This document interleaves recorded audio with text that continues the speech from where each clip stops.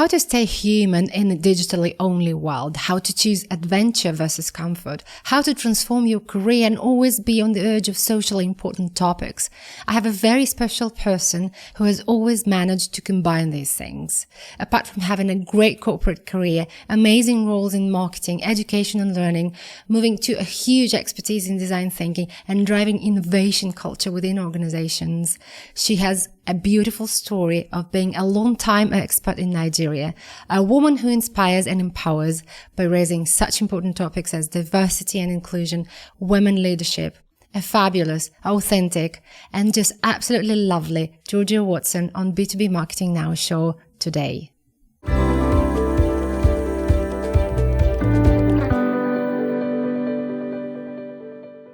Thank you very much for coming in. You are a true role model. I would like to start with something that I think particularly important, and I know you're running an NGO called Acara Africa, which is focused on breaking the stereotypes and bias and bringing more girls into the school in the rural West Africa. Can you tell me more about that and how it is linked to you? I mean, it's definitely linked to diversity and inclusion, so I'll be happy to hear that story. Yeah, so Larissa, thanks for inviting me to come and talk to you today. Really looking forward to our chat. So my story with Nigeria is a bit of a long and complicated one. I actually, back in 2009, I signed up to go to work in Africa, and it turned out to be Nigeria for 1 month. And 9 years later, I was still there. 9 years? Yes. You're so it was kidding me. a lot longer than planned. But I got there and was really fascinated by the culture, the energy. I was learning so much. The work was really inspirational and we're really making a difference. And you know me, I really love a good challenge as well. So it kind of kept me there. And after the initial period of consulting was over, the client said, you know, can I come back and continue? And because I was having these great adventures and learning so much, I said, why not?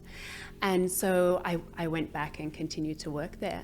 And while I was working there, you know, it was a real eye-opener for me. You know, I grew up in Melbourne, Australia, and here I was working in Cross River State in Nigeria, a more rural part of the country.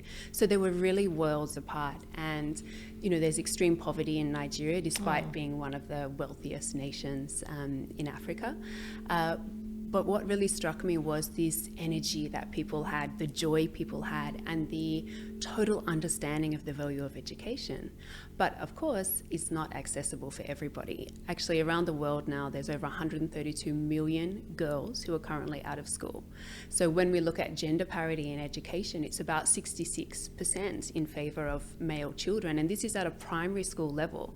And this increases, you know, as you get to secondary education, of course, tertiary education. So there are so many girls who are missing out on education. And there's a myriad of reasons that this is part of it. But a big part of it is to do with poverty, and it's to do with outdated gender stereotypes about what girls who you should educate. You know, if you only have the income to send one child to school, do you send your boy or your girl? Okay. And often you send, what's happening is people will send their boy child thinking, oh, well, he'll have more opportunity and my daughter will just get married and stay at home and have babies. So in Acara Africa, Acara actually means let's give, in the local dialect in Econ where we founded the NGO. And so in Acara Africa, a big part of our work is to really change perceptions and help people, and particularly mothers, understand the value of ensuring that their girls do get education. And UNESCO has found that educating a girl child, it not only changes her life, it not only changes the life of her family, but it changes her whole community and actually her country's economy. When you look at economies of countries that have higher gender parity in education, their economy is in a much different position where you have these really distorted numbers. So it's not just for the individual, it helps whole communities and whole countries. And we wanted to change those gender stereotypes to get more people who can afford it, making sure they are educating their girls. We also provide support to help actually get more girls into education. How many years have you been running the NGO now? So it's coming up for 2 years now. Okay. In Africa, many parts of Africa and particularly Nigeria, there's a real culture of if you can afford it, you help others get educated. So it's really common for people there to be educating extended family members, or maybe they have staff who work for them educating their children, because there is this really deep cultural understanding of the benefits of education, something that in the West we just take for granted. So before we actually founded Acara Africa, I was already helping, people who are around me, just paying for school fees. The amounts are not big, but it is still unattainable for many people. Right. So you mentioned that you're running the NGO for 2 years, and and you've been in Nigeria for 9. So you probably your whole journey in Nigeria. I wouldn't say inspired, but probably it prompted you to some kind of right actions like arranging an NGO. So 9 years ago, I mean, for me, it's a very, very interesting story that being in Africa, moving there. So can you tell me more about that? And definitely led you to a lot of important topics that you're raising nowadays. Yeah. So I guess the main thing that led me there was not so much what kept me there. What kept me there was the challenges and the personal growth and learning opportunities. What led me there initially was this, I wanted a big adventure, and I certainly got it. And at many points, throughout the time I was in Africa, there were different, opportunities to change my location. And we were talking about it before. I've been in Dubai now for coming up for 3 years, and after I'd been in Nigeria for 2 years, working with IBM, a role came up, and it was based out of Dubai. And I said, yes, I'll take the role, but I'd like to take it based out of Nigeria. And my boss at the time said, great, okay, fine. We need more people who really understand, our markets. And so, I decided to stay and continue my own, working there for IBM, my own work that I was doing in the community, and also, my own growth and learning about such a complex and fascinating culture and country. So, and my question to you, how do you remain human within digital world? And especially, I think this is more relevant, linking it to the last year when the amount of digital in our lives has increased dramatically. So what are your tips and secrets? How do you remain human in the digital world? Yeah, so I'm not sure I have too many secrets, but I think it is, our whole world has really shifted, and I think many of us have realized, what has been, we've known for decades, but it's really, the pandemic has really reiterated how important digital is and what a great tool it can actually be to connect and communicate and share with people. So for me, I think it's showing yourself. It's being you. Obviously, you need to communicate about things that you're passionate about and that you care about, but it needs to be done authentically. And, recently we ran some really big events at IBM Fast Start, our big sales kickoff for the year, and it was 26,000 people across Europe, Middle East, and Africa and America. So really large scale. One element of the event was focused around inclusion. And in this, we featured different stories of different people. And these were very raw, very authentic stories on topics like racism, about exclusion, sexism, like quite real topics. And the response that we got from this was overwhelming because it was authentic. It was very real, particularly in the context of a large-scale virtual training event. You don't always have that really personal kind of element to it. And the key thing that really stood out for me is about this point around vulnerability and being this balance of showing vulnerability and showing yourself and balancing, your expertise. I think we've all seen, people who it's very much about their company again and again and again. And sure, their company is brilliant, but we don't really understand anything about them, what they value, what they stand for, or what inspires them as a person. No, I really like the age of authenticity that is definitely winning nowadays, asking for more sincere stories, asking for less perfectionism in what we create. I'm a big fan of live content, I'll be honest with you. So, and I absolutely love what you've said. You've just told an amazing story, I think. And it's harder to pretend these days as well, right? For those of us, many of us who are still working from home. So our work lives and our home lives are really merged. So it's much harder to I spent many years covering for the fact that I was a busy mother and always hectic with my home life. I would go to the office and change modes. I'd be like, okay, this is now work me. And when I get home, okay, switch off from that. This is now home me, and have these different versions of myself, which is not good for anybody. And now those worlds have collided. You can't pretend. You're on a call and your kids are doing whatever they're doing in the background. So I think it's, the pandemic has, brought many great things about it as well. And I think it is this authenticity and that people can show as well. Totally. And I think it is there to stay, even though we're gradually moving to, a hybrid environment where we will have obviously some face-to-face times. The virtual will remain. But I mean, the fact and the learnings that we took from the year of lockdown, or at some point, I think they will remain with us. Just the learnings, the personal learnings, and what's important and what's not, probably. Yeah, let's hope. And the business learnings too, right? There was so much we learned during that time. There's just been, a total deluge of content that has come out, and the way that we interact with content and absorb content has changed. Our attention spans are just over 8 seconds is what we're being told. Oh yeah. And whether it is, I think it's not actually our attention spans. I think it is about how discerning we are and how quickly we judge whether this is something that we want to spend time watching. I watched an ad the other day. It was an ad for Invisible Socks, and I watched it for 4 minutes. I kid you not, Invisible Socks. 4 minutes I sat and I watched this ad. What was so exciting about it? So it wasn't the product, but the way they did the ad, it was funny, it was engaging, it was humorous. And I couldn't believe it. I'd watched this thing for a couple of minutes. I thought, oh my God, I'm still watching. Let me see what happens at the end. And I watched this whole thing. So, from a marketing perspective, content these days, it has to be great. It has to be entertaining too. So yes, we want something that informs us. We want something that educates us and engages us. But we want something also that, as well as ideally, if it makes us feel something, or Absolutely. it entertains us. And this is kind of the direction that things are going in. And I work. Part of my job is in enabling sellers to do their jobs better.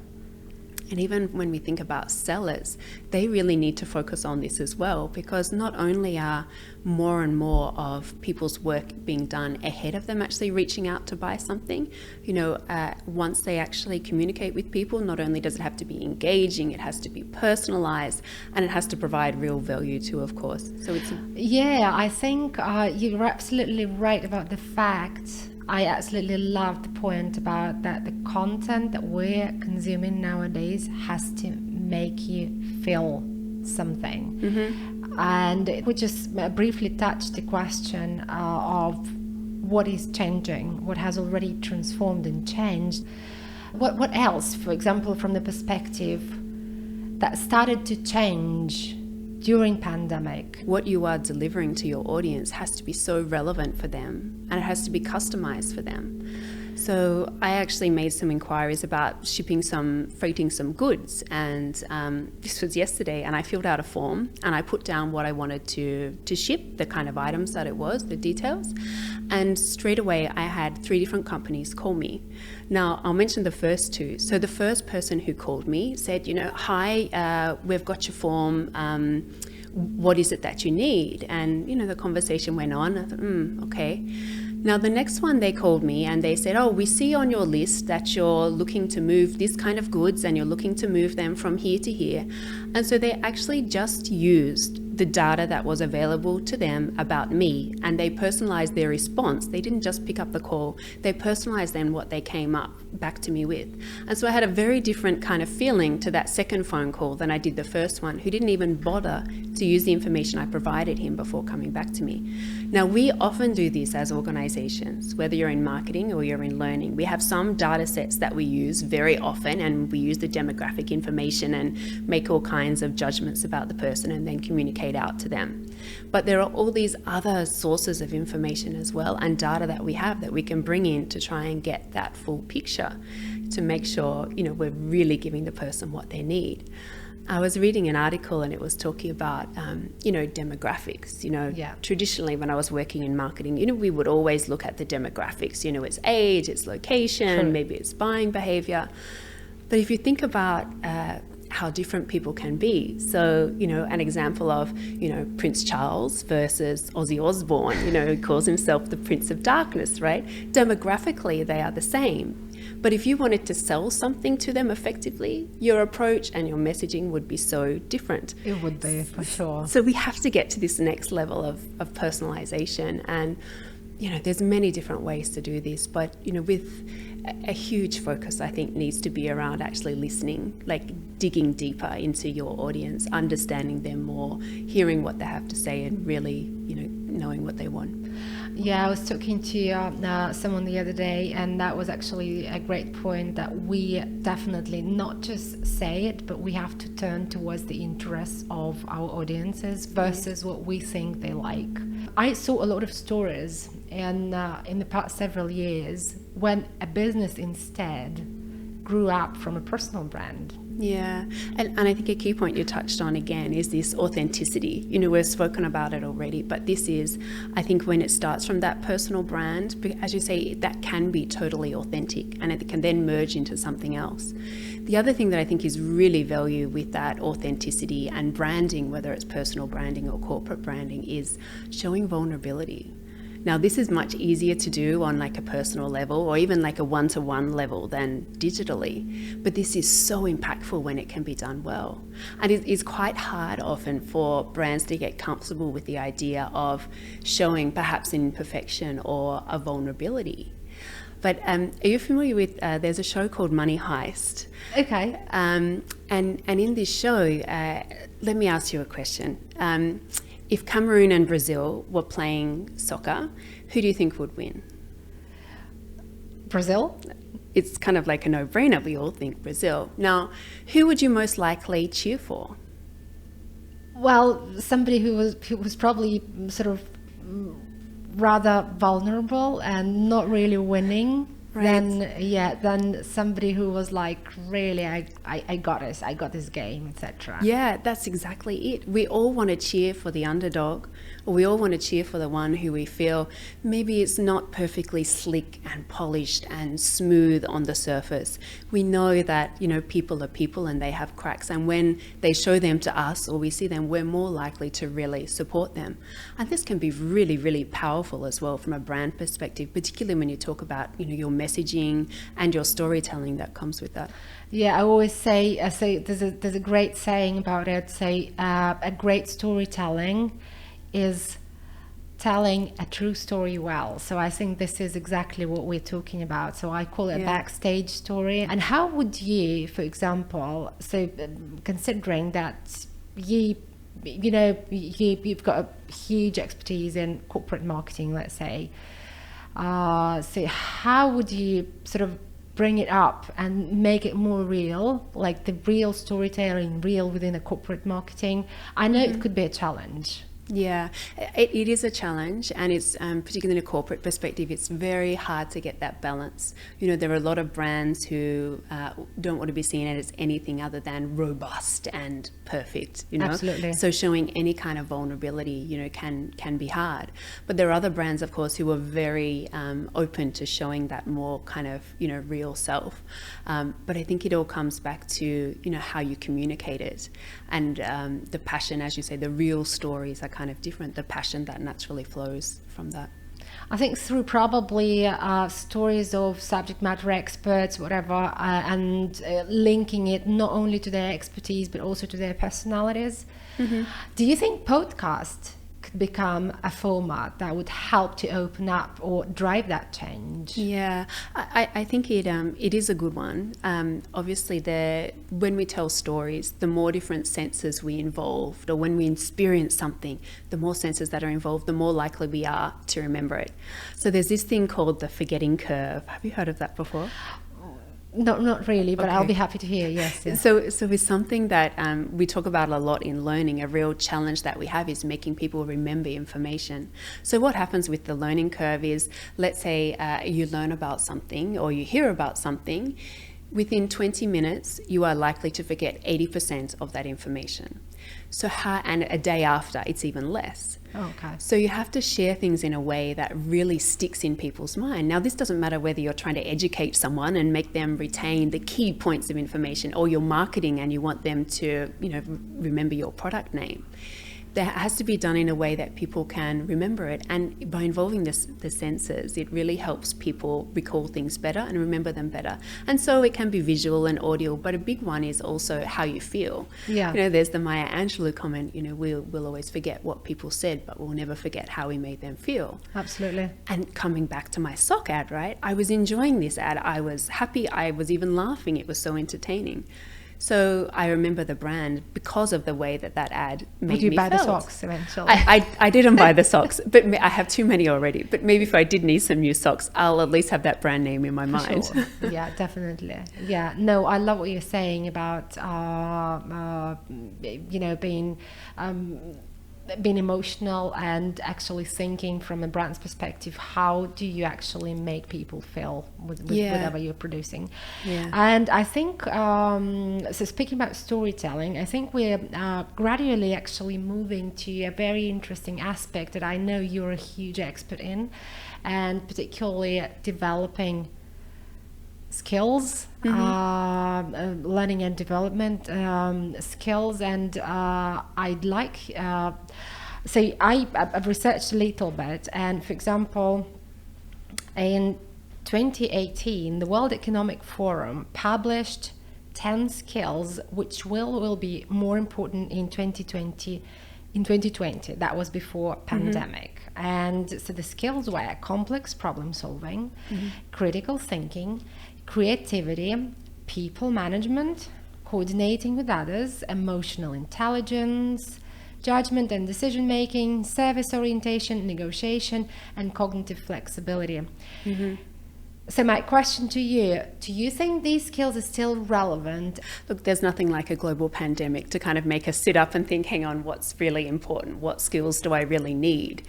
I think what the pandemic showed us is that a lot of these skills are really very important, particularly when you're put in a situation that is different to what you're used to being in. So I think all of these skills are important, and they always have been, but I think we're appreciating them more now in a different way. So think about things like being able to communicate effectively, build relationships effectively. As we all shifted the way that we were working and living with the pandemic, we had to adapt the way that we were doing those. So adaptation, then that's another huge soft skill that is so essential. So communication, relationships, adaptability. I would add to the mix things like creativity and innovation. There are a huge amount of things that machines can do for us and that processes can do for us and things that we can automate. But those kind of things we can't. They're always going to rely on human, and they're always going to be important. I think the soft skills are your foundation, right? That's your basis that you then need to build on with hard skills, that are specific to your individual job role. But you can have your hard skills and be absolutely amazing in one siloed area. But if you can't communicate, if you can't build relationships, how are you going to help make things happen around that? So the soft skills are they need to be there as the base, and always. In some of the enablement that we're doing at IBM, it is, we have things that are very focused on developing soft skills. It may be leadership, basic sales skills, negotiation, versus really deep technical knowledge, depending on the person's job role and what they need to do.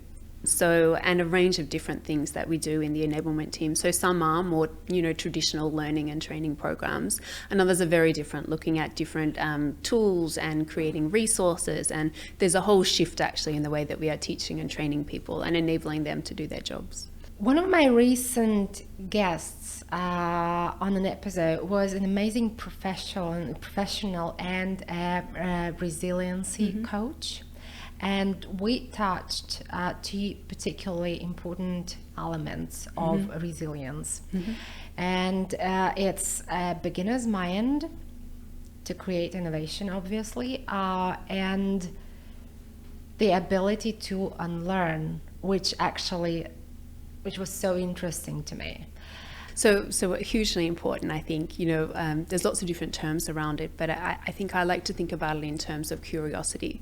So, being open to learning something new and thinking about it very differently. So this may be, in the way that you're interacting with somebody, the kind of questions that you're asking and being curious. But I think this being able to unlearn and relearn is important, particularly when we think about growth mindset. This is something that we all need to have these days. The pace of change is happening so fast. The kind of skills that we need in our jobs is changing. So we have to have this mindset that will allow us to continue to learn new things, develop new skills, and grow ourselves into different areas. How would you define the growth mindset, if you don't mind? So how would you define it? So Yeah. what's growth mindset? So I think growth mindset, it's about being open to always learning. It's knowing that maybe you don't have this skill, but you know that you can get it. A fixed mindset is very much thinking, no, I can't do that, I don't know how, so I'm not going to even consider that as a direction. A growth mindset is, I know a bit about this and I can learn about it and build that skill. So you take those opportunities and you go in that direction. Absolutely, yes. Yeah. So this is hugely advantageous. When you look at how careers change, how industries change, how technology, how our world is changing, skills that were relevant 15 years ago, so many of them are redundant today, apart from maybe the soft skills. You think about sure. technology, Yeah. the pace of change is so fast. Things, there are jobs that people are going to be doing in 5 years that don't even exist now. If no one is ready to learn and change and adapt their knowledge, who's going to fulfill those jobs and deliver on it? I know that you are doing a lot of programs where things like design thinking is involved. So you're basically working a lot on building a culture within a company or within probably a smaller organization that allows people to create and innovate. Right? Yeah. So, and in the context of skills and these programs, so how do you sort of drive it? How do you drive that innovation culture? Yeah. So I do love design thinking, and one of the reasons I really love it is that it's a good kind of process to allow people to be creative and allow them to innovate, or at least come up with the ideas to help them to innovate. Look, and I've done it implemented it in many different ways personally and, in my work with IBM, from everything from large scale design thinking workshops virtually, with people from over 20 different countries giving their input and helping shape the events, Fast Start that I mentioned earlier, to small scale things. So as the pandemic just hit, many people, a lot of there was huge amounts of change that people had to implement. And I remember being absolutely overwhelmed, having this huge mountain of things that I had to tackle and very quickly. And my boss came to me and said, you need to innovate. And I kind of thought, but you're telling me I have to do all of this. How am I meant to innovate? How do I do it at the same time? And so I thought, hang on, I just have to make time and create space for myself to think about doing this differently. And I did, and I got our teams together and we organized a design thinking workshop. And one of the ideas that came out of that actually turned into what was a Stevie Award winning sales enablement campaign that we delivered. So it's about making sure that there is that time to allow that creativity and those innovation processes to happen. And the other piece is making sure that then you're within a culture that allows it to happen. So if you bring up ideas and people say, no, after a while you stop bringing up the ideas, you don't bother vocalizing them and sharing them. And at the same time, innovation, creativity, doing things different, it comes with an element of risk as well. Absolutely. Doesn't always work, right? Absolutely. So you have to have an environment that is prepared for that. So you can't... It allows you to make a mistake. Exactly. Say something silly. Yeah. Right. Fail fast, move on, learn from it and keep going. It can't be a career limiting thing if someone tries something new and it doesn't work. So it has to be managed at all levels. So whether it's in marketing, in learning, or in a huge organization, the employees need to be thinking about being creative and innovative. The managers need to be there and support whether the outcome is good or bad, and leadership has to be ready as well, right? Some things are going to work amazingly well and some things may fail in a really spectacular way too. So it has to be managed at all different levels if you really want to create that environment where innovation can thrive. I always like actually to ask marketing professionals this question. So, do you think there has to be a budget for experiment that is like allocated to experiment? And is that a real thing within organization at all? So I'd love it if there was. I'm not aware of an organization that does have a budget for experiments per se, but I'm sure there are some out there or do. But what we do know, though, is that organizations who do invest more in innovation, they're more successful. So they're actually 2.4 times more successful according to a recent McKinsey study. So where organizations invested in innovation and created that culture, they made more revenue, they made more profit. And if you're not willing as an organization to change, do innovative things, do things differently, pretty soon you're going to be out of touch. You know, there's many organizations who haven't kept up with this rate of change and they've just vanished. So they have to continue to innovate, and it may not be in new products or new technology, but it may be in applying them in a different way or in a new way to meet a different need. But beyond the organization level, you know, as individuals, we also need to be ready to adapt and see how we can innovate as well and have this innovation skill set within us. It helps us, you know, be more impactful in what we're doing in our day jobs and also in our lives. You had a great example of innovation on a personal level in terms of, and also very much linked to marketing and content creation. So there's a trend that there are more people, a lot more people should be or are naturally involved into doing a lot of things with the content creation, like even within organizations. So, and this trend is called democratization of content creation, meaning involving a lot more employees. So. Yeah, that's exactly it. And it's, you know, more and more people these days are creating content. You only need to have a look at TikTok and the number of people who are contributing there as a great example. Look at YouTube, look at the rise of podcasts. You know, there are more and more ways for people to create content and share it these days than ever before. I think it's definitely resonating with our point around new skills. You definitely have to get the new skills here. You have to innovate on a personal level, and it's also bringing human element into your digital space. There's so much just about one little thing, like you're allowing more people to get involved. Yeah, I like this conversation very much. And so probably like a couple of more questions around your enablement programs activity. Why is it? Because you're working with the sales teams a lot, and I know for marketing, the synergy with the sales has always been like a big conversation. So how does your marketing background help you to be a successful enablement leader? Bringing in skills to salespeople. So that would be interesting to hear about that. Okay. So there is, as you mentioned, a huge synergy, I think, between enablement and marketing, and, you know, as different divisions, we always need to collaborate. And I say there's huge synergies because our ultimate goal is to drive strategic growth for our business and deliver outstanding client experiences. So whether you're in marketing or whether you're in enablement, that's what our aim basically needs to be to do across all different levels. For me, I found my marketing background actually gave me a really great foundation to move into enablement. And when I did move into enablement, it was still in marketing. Now it sits within the business. But the basic skills about targeting your audience, your messaging, articulating the value, packaging your content and building stories into it. You know, these are like basic marketing 101 things that all marketers know and do.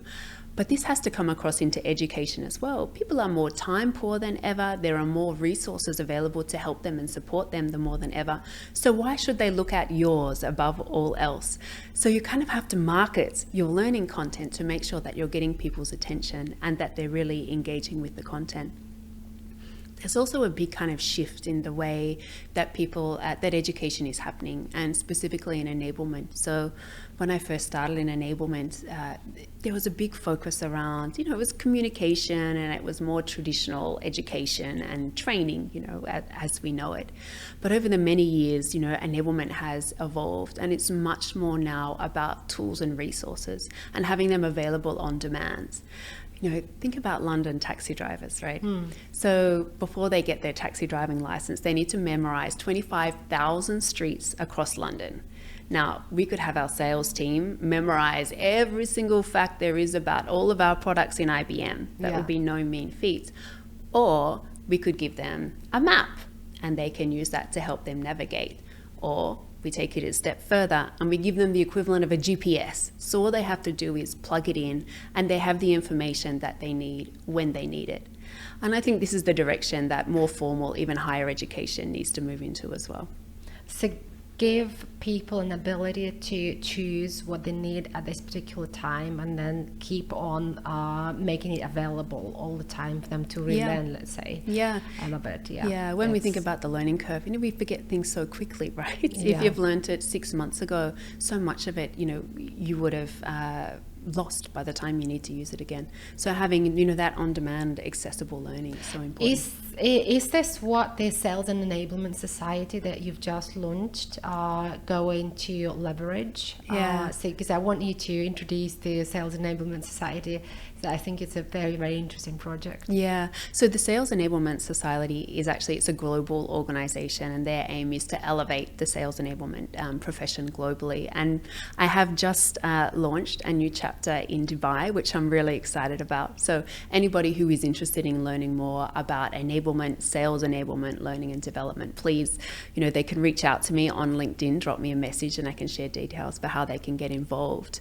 But the big reason that I set this up is to help not only build this sense of community around enablement, but help in sharing, expertise, knowledge among the community.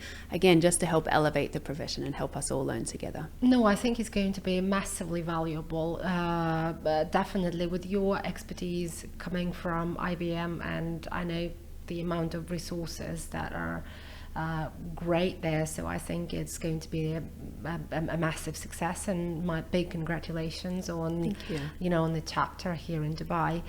And I think that's kind of a quick wrap up of our conversation. So I think we've raised so many absolutely important topics today, starting from diversity and inclusion, starting from really critical project that you're running, through marketing, through changes that are happening within content creation, within how brands are communicating, and probably how they're telling their stories.